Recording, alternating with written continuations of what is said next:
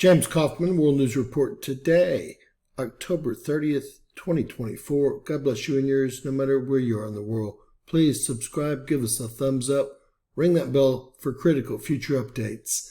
Ladies and gentlemen, we've had a large 6.0 earthquake right where the Pacific plate boundary meets the Juan de Fuca plate boundary, right there in the Cascadia Subduction zone mechanism, which I will explain.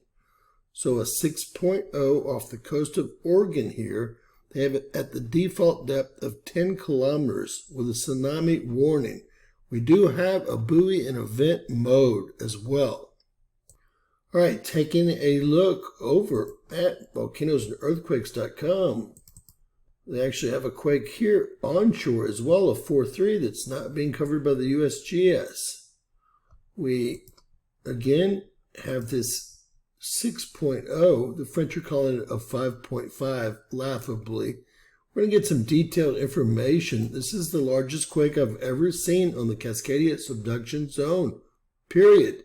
Now, with all of the solar weather, the polar cap absorption event, the protons supposedly striking our planet, i.e. we're still in a proton storm, I was expecting a large quake, but this is the very last place I would want to see it. Over to volcanodiscovery.com, they're reporting a very strong 6.0 earthquake, and that's going to be 279 kilometers west of Bend, Oregon. And that was 1 hour and 23 minutes ago, ladies and gentlemen. A very large quake. Let's get some more data. We have a 6.0, default depth 10 kilometers. We had 4 reports of people that felt it onshore. That's quite a ways offshore. It released over 15,000 tons of TNT, or almost 1 nuclear or atomic bomb's worth of energy here. 0.9 atomic bombs worth of energy was released. Let's compare quake data from the different modeling agencies. The USGS taking the lead with a 6.0 default depth. Next up we have the Germans with a 5.9 default depth. The Europeans coming in at 6.0 default depth.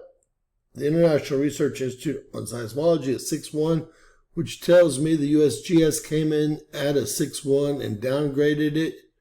And the International Research Institute on Seismology hasn't had time to follow the USGS because that's all they ever seem to do. The French came in at a 5.5 default depth. The Italians came in at a 6.0 with an actual depth of 15 kilometers, which I think is impossible that deep into the ocean. And finally, we have the Australians coming in at a 5.9 with a default depth of 10 kilometers. A depth given as 10 kilometers often means that the depth of the quake could not be determined with sufficient accuracy. All right, we have a buoy in event mode, buoy 46404, a very small event. This little red dot that you see in there, we'll get some additional information. But in fact, it did move some water around.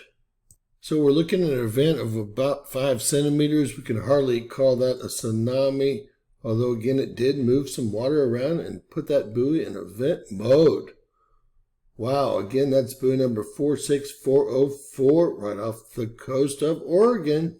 For anybody that might be, well, unaware of the Cascadia Subduction zone or not familiar with how this situation is setting up, we have the Juan de Fuca plate, the smaller plate in between the large Pacific plate and the North American plate over here.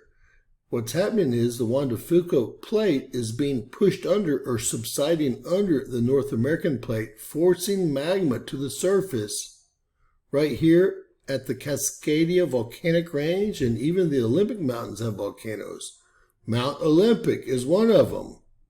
So again, the Pacific plate is pushing the Juan de Fuca plate under the North American plate, or subsiding it under the North American plate. The subduction zone is here, forcing the magma to the surface, and this could force magma to the surface as far east as Yellowstone.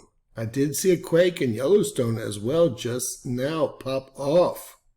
So in summary, a 6.0, 6.1 earthquake off the coast of Oregon, right there on the Juan de Fuca plate. You can see that plate right here. It's being pushed under or subsiding under the North American plate here, forcing magma to the surface of both the Olympic mountain range. This is Mount Olympic, that is a volcano, and these are all volcanoes, including Mount Rainier, Mount St. Helens, Mount Adams, Mount Hood, etc. And you can see that we just had an earthquake here in Yellowstone. We've also had one here in Snake River, Snake River, but it's not showing the other earthquake that is being reported on earthquakesandvolcanoes.com.